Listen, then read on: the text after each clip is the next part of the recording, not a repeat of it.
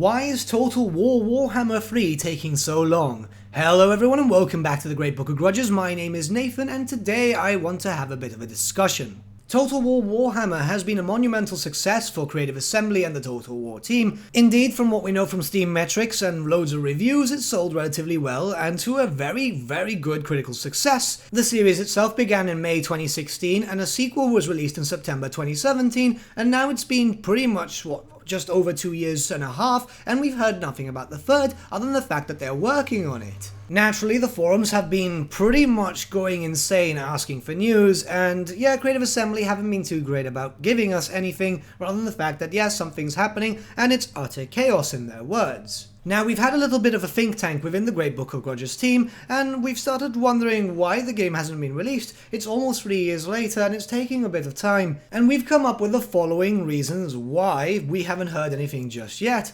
so let's go over them, shall we? Firstly, it's the elephant in the room, where converting the models and assets from previous games into the next one might be a bit of a problem. We saw that happening where the Mortal Empires actually took a while to release, and Norska took ages to release because there was some sort of issue. So more than likely they're being a bit more well prepared with these things and taking their time, making sure that everything is implemented when it should be, and not have any major issues pop up because of a rushed development.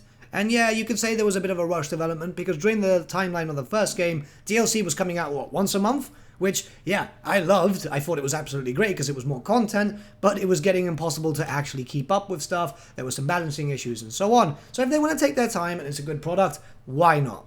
I think it's a good thing. Next, we look towards the sheer scope and scale of the races that are still to be implemented. The Chaos Dwarves and the Chaos Demons, by example, have a lot of stuff going for them. The Demons of Chaos being one of the largest rosters in Warhammer Fantasy due to the scope and scale of it, how many different units they have, and what goes into it. They're not generally humans or orc or humanoid types, by that matter, where it's so simple to mod. A lot more time and effort has to be made into all these different things to make the Slaaneshi Demons look like Slaaneshi Demons, the Tzeentch Demons look like Tzeentch Demons, and so on.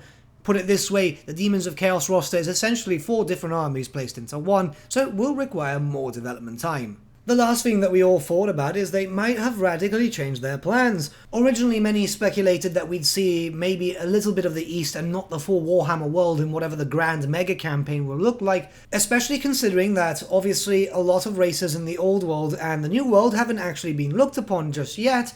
But a lot of people now believe that since it's selling so well, that Games Workshop is now allowing some more creative influence into this. The perfect example of this would be the fact that we have the Vampire Coast as a playable faction. They were only a 2-page supplement in a White Dwarf magazine, and somehow made themselves to be an actual fully fledged race in this game. We've also seen Creative Assembly and Games Workshop work together on new units and changing the visual aspects of some things, such as like the Sacred Croxagores. This makes me think that Games Workshop and Creative Assembly both together see that there's a big aspect of cash that could come out from the East. They know there is a big cash cow in China, and that's why they released Total War 3 Kingdoms, and Games Workshop themselves have also stated before in financial reports that they want to expose themselves more into the East itself, such as China. What better way than actually giving them stuff that had some sort of influence on the lore that was from them in history, for example, Cathay and so on. We've seen posts in the forums where a member of the Chinese community presented someone from Total War and eventually went to Games Workshop in Mandarin, I believe, where they said that they would be willing to buy if it was made for them. Given the amount of sales that happened for Total War 3 Kingdoms, it would be stupid for them not to actually expose themselves to this part of the community and actually get some more sales out of it. With that being said, maybe the original plan was just to get a certain part of the map, and now they've seen the prospective amount of sales that could happen, that they might have just decided to do the full Warhammer world. It makes a lot of sense to do so, and I'm pretty sure that Games Workshop would not mind expanding their current agreement with Total War in terms of making the game last a little bit longer and get a lot more sales out of it. It benefits both of these companies greatly, so it does make a lot of sense. Naturally, of course, we could be wrong on all these points, but hey, we're not really developers, we're just trying to see why this is taking a while. To be honest, I just kind of want to play Total War Warhammer 3 already because, well, Chaos factions are super cool, and hopefully we'll get a Warriors of Chaos rework and a Beastmen rework, and maybe a rework for the Wood Elves too. A few factions need to be reworked, guys, but I want to see this new stuff come out. I really like the Demons of Chaos. I'm actually building up a Demons of Chaos army at the moment for Warhammer Fantasy, and I'm kind of just wanting to play them in both aspects. What do you guys think? Do you think there's a reason for this massive delay, or is this all going as planned? Let us know in the comments below. But with that, my friends, we come to the end of our video. Thank you so much for watching. If you did enjoy the video, might I suggest giving the video a like, or even subscribing to the channel, as it really does help us out.